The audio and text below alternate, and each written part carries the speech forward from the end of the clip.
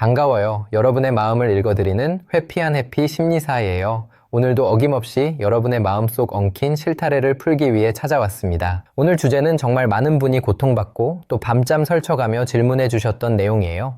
바로 강력한 회피형의 5가지 유형별 특징입니다. 사랑하는 사람이 갑자기 동굴로 들어가 버려서 핸드폰만 붙잡고 울어본 적 있으신가요? 아니면 내가 왜 이렇게 사람과 가까워지는 게 숨이 막히는지, 혹시 내가 이상한 건 아닌지 자책해 본 적은요? 오늘 이야기 끝까지 들으시면 그동안 도무지 이해할 수 없었던 그들의 심리적 방어선이 아주 선명하게 보이실 거예요. 본격적인 이야기 시작하기 전에 구독과 좋아요는 더 깊고 따뜻한 심리학 이야기를 만드는 큰 힘이 됩니다. 지금 한 번씩만 꾹 눌러주세요. 자, 먼저 우리가 흔히 하는 오해부터 풀어볼게요. 어제까지만 해도 세상에서 제일 달콤했던 사람이 오늘 갑자기 문자 하나에 답이 없어요.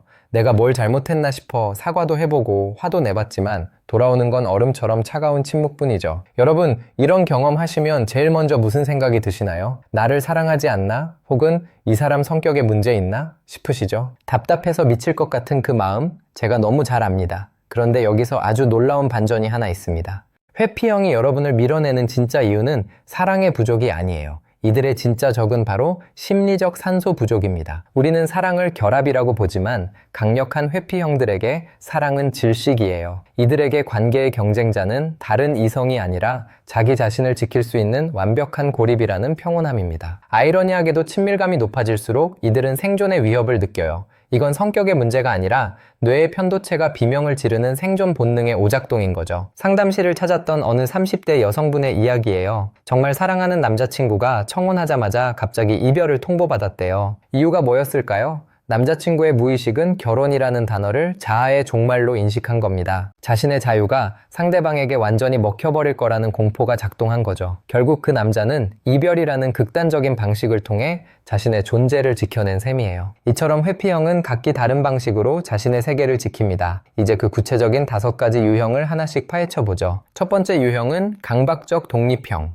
이른바 더 로너입니다. 난 혼자일 때 가장 완벽해 라고 믿는 사람들이죠. 연애보다 일이 우선이고 취미생활이나 자기 개발에만 모든 에너지를 쏟는 연인 보신 적 있죠? 내가 오늘 너무 힘들었다고 위로를 바라면 그건 네가 효율적으로 일 처리를 못해서 그런 거야 라며 갑자기 컨설팅을 시작해요. 정작 필요한 건 따뜻한 포옹 한 번인데 돌아오는 건 차가운 조언뿐이니 서러움이 폭발하죠. 이들에게 적은 무능함과 의존입니다. 이들은 어려서부터 내 문제는 스스로 해결해라 라는 환경에서 자랐을 확률이 아주 높아요. 그래서 누군가에게 기대는 것을 나약함이나 결함으로 간주합니다. 이들의 라이벌은 함께하는 행복이 아니라 누구에게도 방해받지 않는 자율성이에요. 상대가 감정적으로 다가오려 할 때 이들은 마치 족쇄가 채워지는 듯한 공포를 느낍니다. 유능한 엔지니어였던 A씨는 연애 중에도 주말이면 무조건 혼자 캠핑을 떠났어요. 여자친구가 같이 가자고 하면 이건 내 온전한 휴식 시간이야 라며 아주 단호하게 선을 그었죠. A씨에게 고독은 단순한 취미가 아니라 타인에게 잠식당하지 않기 위한 최후의 보루였습니다. 이들은 감정적 요구를 비논리적인 떼쓰기로 치부함으로써 자신의 독립성을 견고하게 유지해요. 차가워 보이지만 사실은 무너지지 않기 위해 필사적으로 벽을 세우는 중인 거죠. 두 번째 유형은 완벽주의형, 더 퍼펙셔니스트입니다. 친밀감을 피하기 위해 흠잡기 전략을 쓰는 사람들이에요. 분명히 처음엔 나를 너무 좋아해줬거든요. 그런데 어느 순간부터 내 젓가락질 습관, 옷 입는 스타일, 심지어는 말할 때의 억양까지 사사건건 지적하기 시작해요. 그러면서 너랑은 잘 안 맞는 것 같아라며 마음을 닫아버리죠. 어안이 벙벙해집니다. 고작 그런 사소한 것 때문에 헤어지자고 말하는 그 심리가 도무지 이해가 안 가실 거예요. 이들의 적은 사실 상대의 단점이 아닙니다. 진짜 적은 깊어지는 관계 그 자체예요. 관계가 깊어지려고 하면 무의식적으로 방어 기제가 발동합니다. 그때 가장 쓰기 좋은 도구가 바로 흠잡기예요. 상대의 사소한 단점을 현미경으로 보듯 부풀려서 우리는 안 맞는다 라는 결론을 미리 내버리는 거죠. 이들의 라이벌은 지금 곁에 있는 당신이 아니라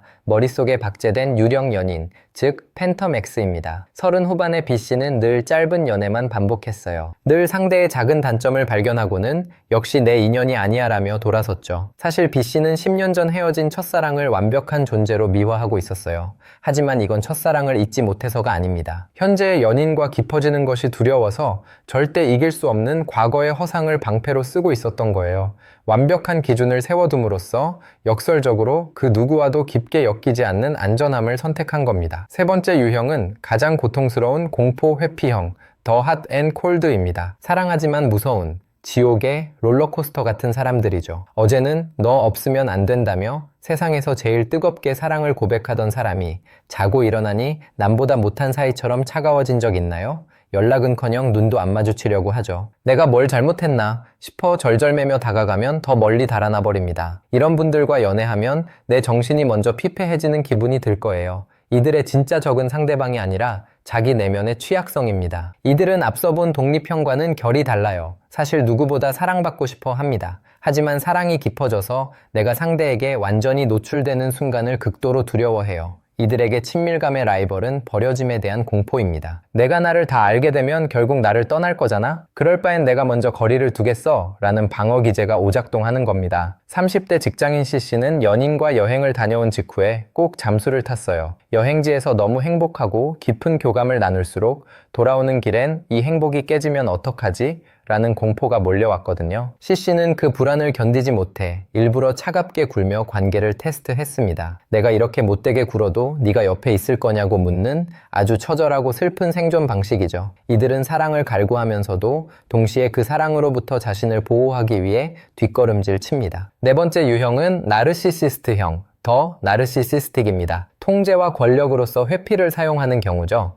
혹시 연인과 갈등이 생겼을 때 상대가 벌을 주듯이 연락을 끊어버리는 경험 해보셨나요? 내가 울며 불며 매달려도 눈 하나 깜짝 안 하고 무시하죠. 그러다 자기가 필요할 때만 쓱 나타나서 아무 일 없었다는 듯 행동합니다. 내가 서운함을 토로하면 네가 너무 예민한 거야. 너만 가만히 있으면 아무 문제 없어라며 오히려 나를 이상한 사람으로 몰아세우기도 하죠. 이들의 적은 동등한 관계입니다. 이들에게 관계란 서로 아끼는 것이 아니라 누가 우위에 서느냐의 게임이에요. 이들이 회피를 선택하는 이유는 무서워서가 아니라 상대를 통제하기 위해서입니다. 침묵, 즉 사일런트 트리트먼트를 무기로 써서 상대를 불안하게 만들고 결국 자기 뜻대로 움직이게 만드는 거죠. 이들의 라이벌은 공감이 아니라 자신의 우월함을 지키는 것입니다. 사업가 D씨는 여자친구가 자신의 의견에 반대할 때마다 일주일씩 연락을 끊었습니다. 여자친구가 잘못했다고 빌 때까지 기다렸죠. D씨에게 회피는 상대의 길을 꺾고 자신의 권위를 세우는 가장 효율적인 도구였습니다.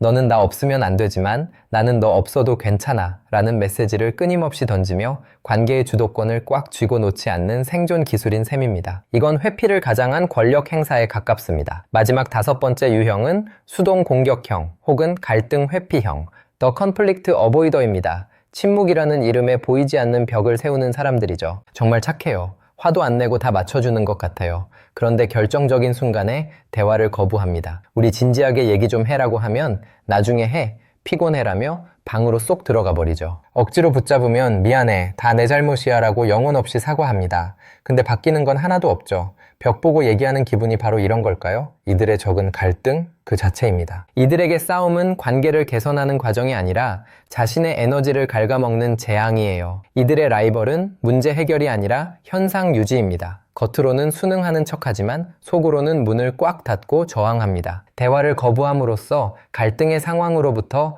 자신을 완벽하게 격리하는 것이 이들의 목표입니다. 결혼 5년차 이 씨는 아내가 불만을 말할 때마다 화장실로 피하거나 잠을 자버렸습니다. 아내가 화를 내면 알았어, 고칠게라고 말은 하지만 다음 날이면 똑같았죠. 이 씨에게 거짓 수능은 아내의 잔소리라는 폭풍우가 지나가길 기다리는 우산이었던 겁니다. 직접 맞서 싸울 용기는 없지만 그렇다고 고치고 싶지도 않을 때 선택하는 가장 수동적이고도 강력한 저항 방식이죠. 자, 이렇게 5가지 유형을 살펴봤는데 마음이 좀 어떠신가요? 유형이 너무 많아서 헷갈리실 수도 있어요. 내 옆에 있는 저 사람이 독립형인지 아니면 나를 조종하려는 나르시시스트형인지 머릿속이 복잡하실 거예요. 하지만 이 5가지 유형을 구분하는 순간 이건 나의 잘못이 아니라 그들의 잘못 설계된 방어 체계라는 게 명확해집니다. 이들의 공통적인 라이벌은 사실 여러분이 아니라 자기 내면에 감당하지 못할 친밀감이었던 거예요. 다시 한번 정리해 볼까요? 독립형은 혼자일 때 완벽하다는 환상으로,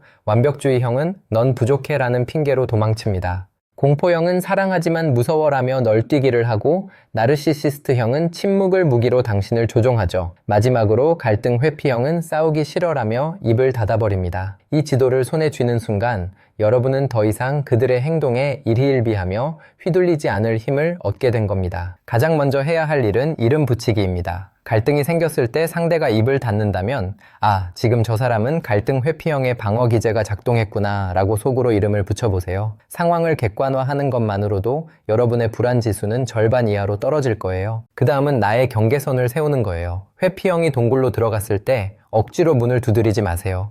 네가 진정되면 그때 이야기하자. 하지만 일주일 이상 침묵하는 건 나에게 상처가 되라고 나의 기준을 명확히 전달하고 여러분은 여러분의 일상으로 돌아가야 합니다. 마지막으로 스스로에게 물어보세요.